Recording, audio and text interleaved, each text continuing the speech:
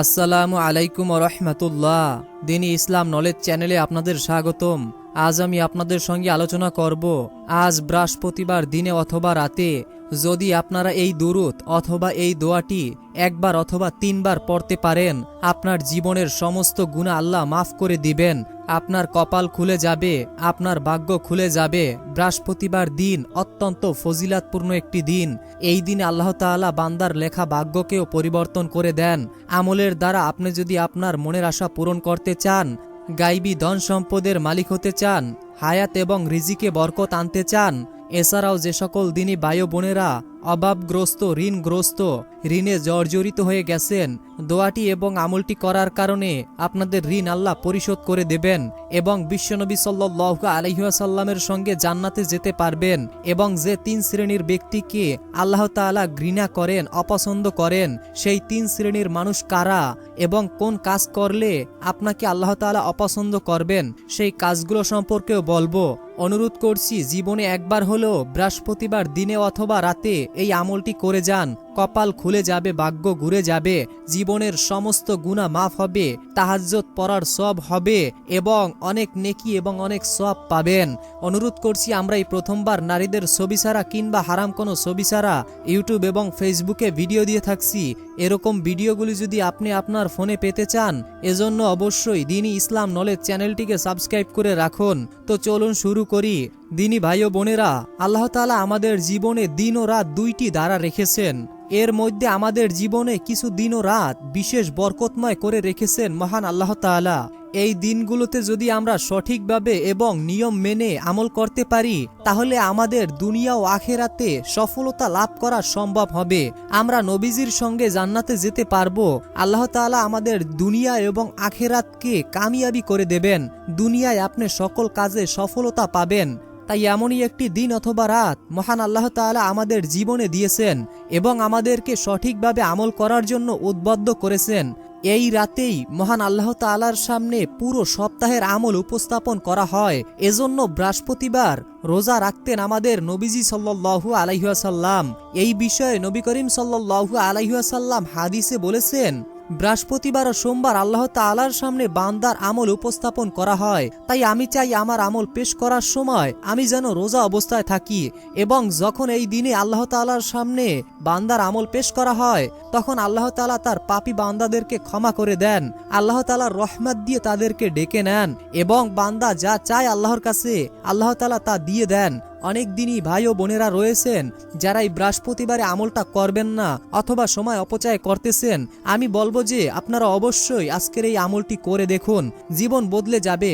অনেক সময় তো অনেক জায়গায় নষ্ট করেছেন, আর কত সময় নষ্ট করবেন, আর কতদিন আল্লাহকে ভুলে থাকবেন। এই পৃথিবীতে মানুষকে আল্লাহ তাআলা পরীক্ষা করার জন্য পাঠিয়েছেন। এখানে সবাইকে যেমন আসতে হবে, তেমনি সবাইকে এখান থেকে বিদায় নিয়ে চলে যেতে হবে। সাথে নিয়ে যেতে হবে কিয়ামতের দিনের লম্বা হিসাবের আমল।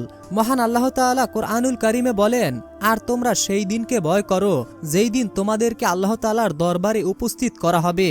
তখন যে যা অর্জন করেছো তা সম্পূর্ণভাবে প্রদান করা হবে, আর তাদের প্রতি একটুকু জুলুম করা হবে না। দিনী ভাই ও বোনেরা, কিয়ামত একদিনে হবে না। কিয়ামত যে দিন দিন নিকটবর্তী হচ্ছে তা মানুষ বুঝতে পারবে।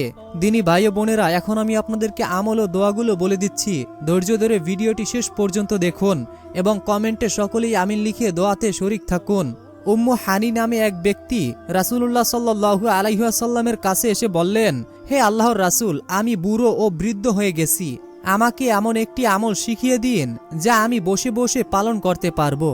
তখন আমাদের প্রিয়নবী হযরত মুহাম্মদ সাল্লাল্লাহু আলাইহি ওয়াসাল্লাম তাকে বললেন, তুমি 100 বার সুবহানাল্লাহ পাঠ করবে, তাহলে 100টি কৃতদাস মুক্ত করার সমপরিমাণ সওয়াব পাবে। সুবহানাল্লাহ, সুবহানাল্লাহ। তুমি যদি আবার 100 বার আলহামদুলিল্লাহ পাঠ করতে পারো, তাহলে আল্লাহর রাস্তায় যুদ্ধের জন্য 100টি সাজানো ঘোড়া মুজাহিদ পাঠানোর সমপরিমাণ সওয়াব তুমি পাবে। আর যদি তুমি 100 বার আল্লাহু আকবার বলতে পারো, তাহলে 100টি মাকলুক উট কোরবানির সমপরিমাণ সওয়াব তুমি পাবে। আর তুমি যদি 100 বার লা ইলাহা ইল্লাল্লাহ বলতে পারো, তাহলে তোমার সওয়াব আসমান ও জমিন পূর্ণ হয়ে যাবে এবং তোমার কোনো পাপই থাকবে না, তোমার কোনোই অভাব থাকবে না।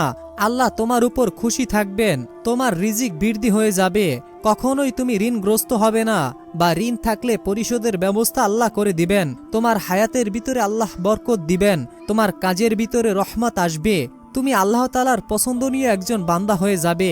সুবহানাল্লাহ, সুবহানাল্লাহ। দিনী ভাই ও বোনেরা, আপনারা বুঝতেই পেরেছেন এই আমলটির কত গুরুত্ব। অবশ্যই আপনারা এই জিকিরের আমলটি করে যাবেন। দিনী ভাই ও বোনেরা, আজ যেহেতু বৃহস্পতিবার, আজকে কিন্তু আমরা একটা রোজা রাখতে পারি। এই দিনে রোজার সবচাইতে বড় ফজিলাত হলো এর মাধ্যমে আল্লাহ তাআলা গুনাহকে মাফ করে দেন। আবু হুরায়রা রাদিয়াল্লাহু তাআলা আনহু থেকে বর্ণিত, তিনি বলেন, নবী করিম সাল্লাল্লাহু আলাইহি ওয়াসাল্লাম গুরুত্বের সাথে সোমবার ও বৃহস্পতিবার রোজা রাখতেন। এই ব্যাপারে আল্লাহর রাসূল সাল্লাল্লাহু আলাইহি ওয়াসাল্লামকে জিজ্ঞাসা করা হলো, হে আল্লাহর রাসূল, আপনি গুরুত্বের সাথে সোমবার ও বৃহস্পতিবার কেন রোজা রাখেন? এর কারণ কি আমরা জানতে চাই।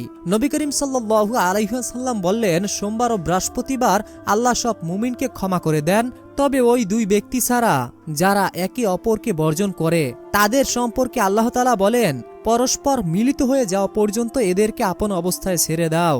অর্থাৎ দিনী ভাই বোনেরা, আপনাদেরকে কারো সঙ্গে কখনোই ঝগড়া বিবাদ সৃষ্টি করা যাবে না, কেননা ঝগড়া বিবাদ করলে আল্লাহ তাআলা আপনাদেরকে আপন অবস্থায় ছেড়ে দেবেন, আল্লাহর দায়িত্ব আপনার উপর থেকে উঠে যাবে। তো দিনী ভাই বোনেরা, আজ যেহেতু একটি গুরুত্বপূর্ণ দিন, আজ কিন্তু আমরা একটি গুরুত্বপূর্ণ আমল করতে পারি। সেই গুরুত্বপূর্ণ আমলটি হচ্ছে সূরার তেলাওয়াত শোনা, অর্থাৎ পবিত্র কোরআনের তেলাওয়াত শোনা।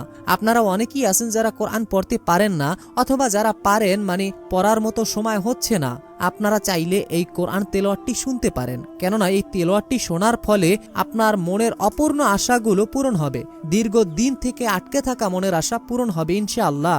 আল্লাহ তাআলা বান্দার গুনাহ মাফ করার জন্য, মনের আশা পূরণ করার জন্য নানান অজুহাত খোঁজেন, নানান বাহানা খোঁজেন। আপনি যদি আপনার মনের আশা পূরণের জন্য পবিত্র কোরআনের এই সূরাটি শোনার ওসিলা দিতে পারেন এবং আল্লাহ যদি আপনার উপর খুশি হন, তাহলে আপনার ভাগ্য খুলে যাবে, জীবন পরিবর্তন হয়ে যাবে। অনেক দিনই ভাই ও বোনেরা রয়েছেন যারা কোরআন তেলাওয়াত করতে পারছেন না, মানে আপনি কোরআনকে পড়তে পারছেন না। অনুরোধ করব, কোরআনের যতটি হরফ আপনি শুনবেন, এক একটি হরফে আপনি 10টি করে নেকি পাবেন। পৃথিবী উল্টে গেলেও এই 10টি নেকি আপনার আমল নামায় লিখে দেবে ফেরেশতারা। এবং যতক্ষণ আপনি তেলাওয়াতটি শুনবেন, সূরাটি শুনবেন, আল্লাহর রহমত আপনার উপর নাজিল হবে, আপনার উপর আসা বালা মুসিবত দূর হবে, যাবতীয় পেরেশানি দূর হবে। আনাস ইবনে মালিক রাদিয়াল্লাহু তাআলা আনহু থেকে বর্ণিত, তিনি বলেন, রাসূল সাল্লাল্লাহু আলাইহি ওয়াসাল্লাম বলেছেন, যখন আমার কোনো উম্মত পবিত্র কোরআনের তেলাওয়াত শোনে, তখন আল্লাহ তাআলা তার উপরে খুশি হয়ে তার ইচ্ছাগুলো পূরণ করতে থাকেন এবং তার গুনাহকে মোচন করতে থাকেন এবং তার আমলনামায় 10টা করে প্রতিটা হরফে নেকি লিখে দেন। সুবহানাল্লাহ, সুবহানাল্লাহ। তো দিনী ভাই ও বোনেরা, সূরাটি শোনার আগে মহান আল্লাহ তাআলার কাছে একটু প্রার্থনা করি। হে আল্লাহ, যে দিনী ভাই ও বোনেরা আপনাকে ভালোবেসে, আপনার নবীকে ভালোবেসে, ইসলামকে ভালোবেসে, আপনার নাজিলকৃত পবিত্র কোরআনকে ভালোবেসে পবিত্র কোরআনের এই সূরাটি প্রথম থেকে শেষ পর্যন্ত শুনবে, আপনি সকলের মনের আশা ও মনের মাকসুদগুলো পূরণ করে দিন। হে আল্লাহ, যাদের পরিবারে অভাব রয়েছে অথবা টাকা পয়সা নিয়ে সমস্যায় আছে, আপনি তাদের টাকা পয়সার সমস্যা দূর করে দিন। যারা খুবই ঋণগ্রস্ত, ঋণের টাকা পরিশোধ করার মতো তাদের হাতে টাকা নেই, আপনি তাদের ঋণ পরিশোধের ব্যবস্থা অলৌকিকভাবে করে দিন, অথবা যে কোনো কাজের মাধ্যমে আপনি তাদের ঋণ পরিশোধের ব্যবস্থা করে দিন। হে আল্লাহ, যারা অসুস্থ আপনি তাদেরকে সুস্থতা দান করুন, যারা রোগ আক্রান্ত আপনি তাদেরকে রোগ থেকে শেফা দান করুন। যারা মনের গভীর থেকে সূরাটি শুনছে বা শুনবে, আপনি সকলের মনের আশাগুলো মনের গভীর থেকে পূরণ করে দিন। আমিন। কমেন্ট বক্সে আপনিও আমিন লিখে দোয়াতে শরীক থাকুন। সূরাটি শোনার পর আমরা আমল ও দোয়াগুলো জানবো। তো চলুন আর দেরি নয়, সম্পূর্ণ সূরাটি মনোযোগ সহকারে শুনতে থাকি। أعوذ بالله من الشيطان الرجيم بسم الله الرحمن الرحيم الرحمن علم القرآن خلق الإنسان علمه البيان الشمس والقمر بحسبان والنجم والشجر يسجدان والسماء رفعها ووضع الميزان ألا تطغوا في الميزان وأقيموا الوزن بالقسط ولا تخسروا الميزان الميزان والأرض وضعها للأنام فيها فاكهة والنخل ذات الأكمام والحب ذو العصف والريحان فبأي آلاء ربكما تكذبان خلق الإنسان من صلصال كالفخار وخلق الجان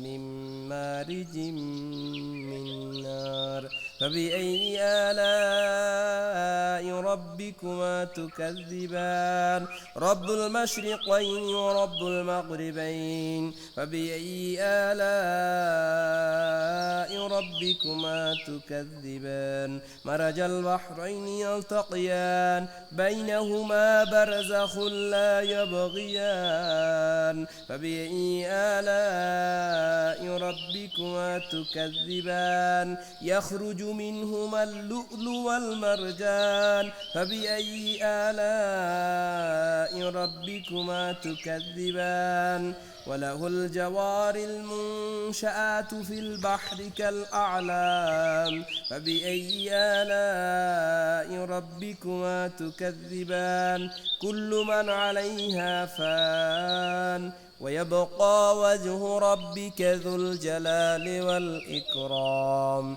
فبأي آلاء ربكما تكذبان يسأله من في السماوات والأرض كل يوم هو في شان فبأي آلاء ربكما تكذبان سنفرغ لكم أيها الثقلان فبأي آلاء ربكما تكذبان يا معشر الجن والإنس إن استطعتم أن تنفذوا من أقطار السماوات والأرض فانفذوا لا تنفذون إلا بسلطان فبأي آلاء ربكما تكذبان يرسل عليكم شواذ من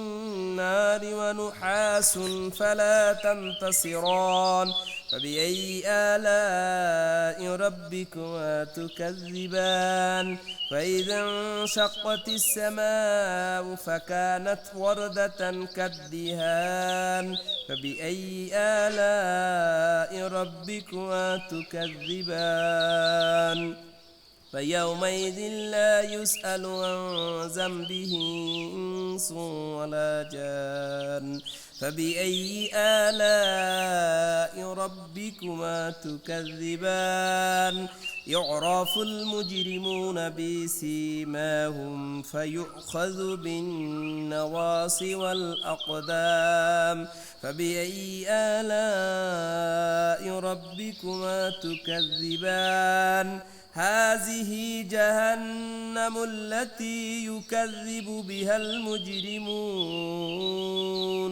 يطوفون بينها وبين حميم آن فبأي آلاء ربكما تكذبان ولمن خاف مقام ربه جنتان فبأي آلاء ربكما تكذبان ذواتا أفنان فبأي آلاء ربكما تكذبان فيهما عينان تجريان فبأي آلاء ربكما تكذبان فيهما من كل فاكهة زوجان فبأي آلاء ربكما تكذبان متكئين على فروش بطائنها من استبرق وجنى الجنتين دان فبأي آلاء ربكما تكذبان فيهن قاصرة الطرف لم يطمثهن إنس قبلهم ولا جان فبأي آلاء ربكما تكذبان كأنهن الياقوت والمرجان فبأي آلاء ربكما تكذبان هل جزاء الإحسان إلا الإحسان فبأي آلاء ربكما تكذبان ومن دونهما جنتان فبأي آلاء ربكما تكذبان مدهامتان فبأي آلاء ربكما تكذبان فيهما عينان نضاختان فبأي آلاء ربكما تكذبان فيهما فاكهة والنخل والرمان فبأي آلاء ربكما تكذبان فيهن خيرات حسان فبأي آلاء ربكما تكذبان حور مقصورات في الخيام فبأي آلاء ربكما تكذبان لم يطمثهن إنس قبلهم ولا جان فبأي آلاء ربكما تكذبان متكئين على رفرف خضر وأبقار حسان فبأي آلاء ربكما تكذبان تبارك اسم ربك ذي الجلال والإكرام يسبح لله ما في السماوات وما في الأرض الملك القدوس العزيز الحكيم هو الذي بعث في الأميين رسولا منهم يتلو عليهم آياته ويزكيهم ويعلمهم الكتاب والحكمة وإن كانوا من قبل لفي ضلال مبين وآخرين منهم لما يلحقوا بهم وهو العزيز الحكيم ذلك فضل الله يؤته من يشاء والله ذو الفضل العظيم مثل الذين حملوا التوراة ثم لم يحملوها كمثل الحمار يحمل أسفارا بئس مثل القوم الذين كذبوا بآيات الله والله لا يهدي القوم الظالمين قل يا أيها الذين هادوا إن زعمتم أنكم أولياء لله من دون الناس فتمنوا الموت إن كنتم صادقين ولن يتمنونه أبدا بما قدمت أيديهم والله عليم بالظالمين قل إن الموت الذي تفرون منه فإنه ملاقيكم ثم تردون إلى عالم الغيب والشهادة فينبئكم بما كنتم تعملون يا أيها الذين آمنوا إذا نودي للصلاة من يوم الجمعة فاسعوا إلى ذكر الله وذروا البيع ذلكم خير لكم إن كنتم تعلمون فإذا قضيت الصلاة فانتشروا في الأرض وابتغوا من فضل الله واذكروا الله كثيرا لعلكم تفلحون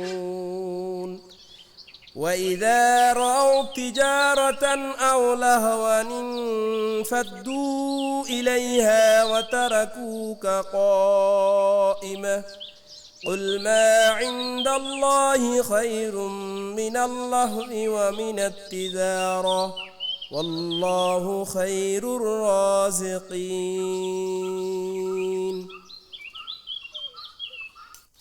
ইসলাম দিনী ভাই ও বোনেরা, আমি আশা করি আপনারা সকলেই মনোযোগ সহকারে সূরাটি শুনেছেন। তো এখন আমি আপনাদেরকে সর্বপ্রথম নবীর প্রতি দুরুদের আমলটি বলে দিচ্ছি।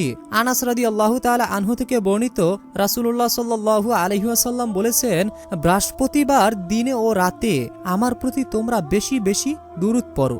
যে ব্যক্তি আমার প্রতি একবার দুরূদ পাঠ করবে, আল্লাহ তাআলা তার উপরে 10টা রহমত নাজিল করবেন। আনাস ইবনে মালিক রাদিয়াল্লাহু তাআলা আনহু থেকে বর্ণিত, তিনি বলেন, রাসূলুল্লাহ সাল্লাল্লাহু আলাইহি ওয়াসাল্লাম বলেছেন, যে ব্যক্তি আমার প্রতি একবার দুরূদ পাঠ করবে, আল্লাহ তার 100টি প্রয়োজন পূরণ করে দেবেন। এর মধ্যে 70টি আখেরাতে এবং 30টি পৃথিবীতে পূরণ করে দিবেন। সুবহানাল্লাহ। দিনী ভাই বোনেরা, দুরূদটি আমি প্রথমে বলবো, এরপর আমলটি বলে দিচ্ছি। মনোযোগ সহকারে দুরূদটি আপনারা শুনুন। বিসমিল্লাহির রহমানির রহিম। আল্লাহুম্মা সাল্লি ওয়া সাল্লিম আলা নাবিয়ানা মুহাম্মদ। আল্লাহুম্মা সাল্লি ওয়া সাল্লিম আলা নাবিয়ানা মুহাম্মদ। আপনারা চাইলে এই দুরূদটি পড়তে পারেন, অথবা আপনারা এটাও পড়তে পারেন, সাল্লাল্লাহু আলাইহি ওয়াসাল্লাম, সাল্লাল্লাহু আলাইহি ওয়াসাল্লাম, অথবা আপনাদের অন্য কোনো দুরূদ মুখস্থ থাকলে সেটিও পড়তে পারেন। তো এখন আমি আপনাদেরকে জিকিরের আমলটি বলে দিচ্ছি, এরপরে নিয়ম বলবো। আপনারা চাইলে 100 বার সুবহানাল্লাহ, সুবহানাল্লাহ, সুবহানাল্লাহ আমি মাত্র 3 বার পড়লাম। আপনারা চাইলে 33 বার পড়তে পারেন, অথবা 100 বারও পড়তে পারেন। আপনার এই সুবহানাল্লাহ পড়তে বেশি সময় লাগবে না। আপনি কাজ করতেছেন, কাজের ফাঁকে ফাঁকে আপনি এই সুবহানাল্লাহর আমলটি করতে পারেন। 100টি কৃতদাস মুক্তি করার সমপরিমাণ সওয়াব আপনি পাবেন। এরপরে আপনারা চাইলে আল্লাহু আকবার 100 বার পড়তে পারেন, অথবা 33 বার আপনারা চাইলে পড়তে পারেন। এভাবে আপনারা মনে মনে পড়বেন, আল্লাহু আকবার, আল্লাহু আকবার, আল্লাহু আকবার। এরপরে আপনারা আরেকটি জিকির, সেটিও 100 বার অথবা 33 বার পড়তে পারেন। সেটা হচ্ছে আলহামদুলিল্লাহ, আলহামদুলিল্লাহ, আলহামদুলিল্লাহ। অথবা আপনারা চাইলে এই জিকিরটিও করতে পারেন, লা ইলাহা ইল্লাল্লাহ, লা ইলাহা ইল্লাল্লাহ, লা ইলাহা ইল্লাল্লাহ। দিনী ভাই ও বোনেরা, আপনারা চাইলে এই 4টি জিকিরের সঙ্গে লেগে থাকতে পারেন। এই 4টি জিকিরের যে কত ফজিলাত, তা আপনারা তখন বুঝতে পারবেন যখন এই জিকির কয়েকদিন আপনি আমল করবেন। এই জিকিরের আমলটি কয়েকদিন করার পরে আপনার নিজের ভিতরে পরিবর্তন আসবে, সেটা আপনি নিজেই লক্ষ্য করতে পারবেন। তো এখন আমি আপনাদেরকে যেই দোয়াটি বলে দিব, দোয়াটি অবশ্যই অবশ্যই আপনাদেরকে মনোযোগ সহকারে শুনতে হবে এবং আপনাদেরকে আমল করতে হবে। বিসমিল্লাহির রহমানির রহিম।